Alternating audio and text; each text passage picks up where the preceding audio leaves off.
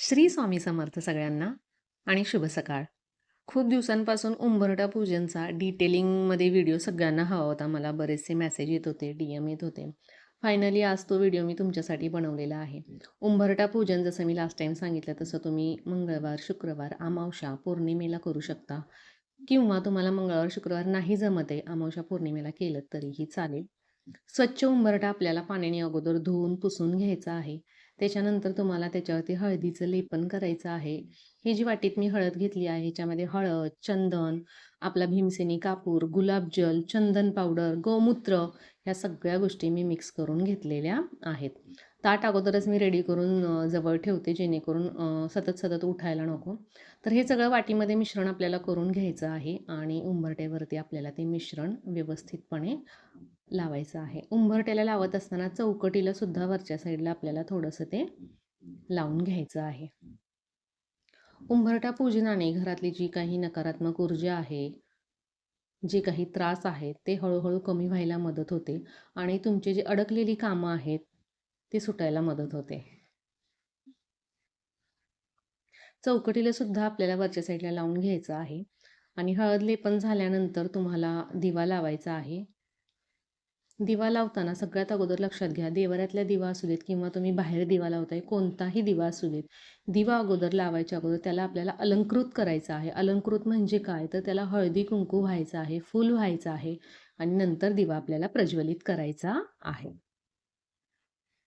दिवा लावून घ्यायचा आहे. दिवा लावून झालं की तुम्हाला धूपसुद्धा लावून घ्यायचा आहे आणि दिवा धूप लावून, धूप नसेल तुमच्याकडे तर तुम्ही अगरबत्तीसुद्धा लावू शकता.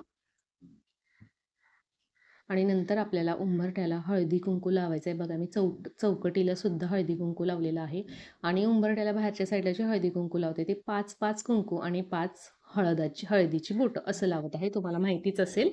तर ह्या पद्धतीने मी हळदी कुंकू लावून घेतलेलं आहे. त्याच्यानंतर कुंकवानेच आपल्याला उंबऱ्याच्या दोन्ही साईडला स्वस्तिकसुद्धा काढायचं आहे. हे मी अगोदर काढलेलं स्वस्तिक आहे. त्याच्यावरती हळदीचं लेपन आलेलं आहे, पण पुन्हा आपल्याला त्याच्यावरती स्वस्तिक काढायचं आहे. स्वस्तिक तुम्हाला प्रॉपर व्यवस्थित काढायचं आहे. स्वस्तिक काढायची सुद्धा एक पद्धत असते. तर ह्या पद्धतीने आपल्याला स्वस्तिक काढून घ्यायचं आहे. आता उंबरठ्यावर जी आपण हळद लावली आहे ती ओली आहे, तर ती थोडीशी हलकीशी सुकेपर्यंत बाहेरच्या साईडला आपण रांगोळी काढून घेऊया. तर रांगोळी शक्यतो जर तुम्ही काढत असाल तर सफेद रांगोळी जर काढत असाल तर त्याच्यावरती तुम्हाला हळदी कुंकू व्हायचंच आहे कंपल्सरी. आणि कलरफुलमध्ये वापरत असाल तर येल्लो आणि रेड कलरची रांगोळी तुम्ही वापरत जा. खूप छान दिसते आणि तोच कलर ॲक्च्युली खरं तर वापरायचा असतो उंबरठा पूजनाला. तर ह्या पद्धतीने मी पटापट उंबऱ्याच्या समोर रांगोळी काढून घेतलेली आहे. तुम्हाला अशी डिझाईन येत नसेल किंवा अवघड वाटत असेल तर नॉर्मल एक तुम्ही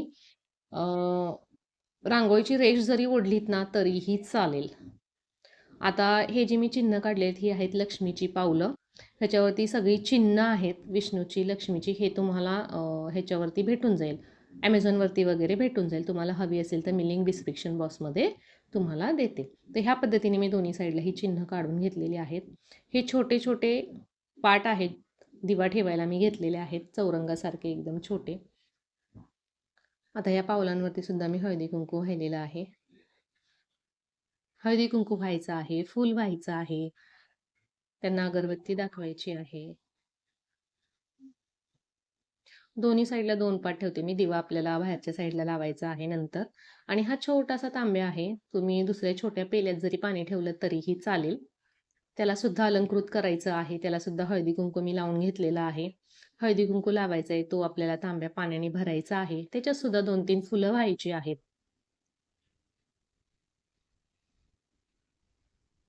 त्याच्यानंतर आपल्याला आता काढायचे आहेत उंबऱ्यावरती रांगोळी. तर उंबऱ्यावरती तुम्ही लक्ष्मीची पावलं, कमळाची फुलं, सहस्रकमलदर ह्या रांगोळ्या काढू शकता. डिझाईन काढलीत तरीही चालेल, पण खरं सांगायचं झालं तर ह्या चिन्हांना अत्यंत महत्त्व आहे. त्याच्यामुळे मी शक्यतो कमळाची फुलं, लक्ष्मीची पावलं आणि सहस्रकमलदल हे काढत असते. कारण हे सगळं लक्ष्मी मातेच्या आवडीचं आहे. आतमध्ये येताना तुमचा एंट्रन्सच जर एवढा सुंदर असेल, तर लक्ष्मी का नाही घरात येणार? तर ह्या पद्धतीने मी कमळाची फुलं काढून घेतलेली आहेत. साच्याच आहे, पटापट, पटापट होऊन जातं. सहस्रकमल दलचा सुद्धा साचा तुम्हाला ऑनलाईन भेटेल. त्याची सुद्धा लिंक मी तुम्हाला डिस्क्रिप्शन बॉक्समध्ये देईन. हे आहे सहस्रकमल दल. थोडीशी हळद ओली आहे उंबरठ्यावरची. त्याच्यामुळे ते थोडंसं ओलं झालं आहे, त्यामुळे ते पूर्णपणे उठलेलं नाही आहे. पण ते जेव्हा हळद सुकेल तेव्हा ते सहस्रकमल दल उठून दिसेल. आता बघा, कमळावरती सुद्धा मी हळदी कुंकू वाहिलेलं आहे आणि सहस्रकमल दलवरती सुद्धा वाहिलेलं आहे. फुलं व्हायची आहेत आपल्याला. जी तुमच्याकडे अवेलेबल असतील ती फुलं तुम्ही वाहू शकता. नंतर अगरबत्ती लावून, जसं आपण देवाची पूजा करतो त्या पद्धतीने एका हातात घंटी, एका हातात अगरबत्ती, ह्या पद्धतीने पूजा करून घ्यायची आहे.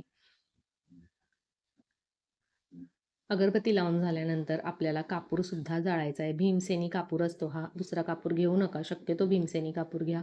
भीमसेनी कापूर घेऊन तुम्ही ह्या पद्धतीने पूजा करू शकता. भीमसेनी कापूर जाळलेलं खूप चांगलं असतं.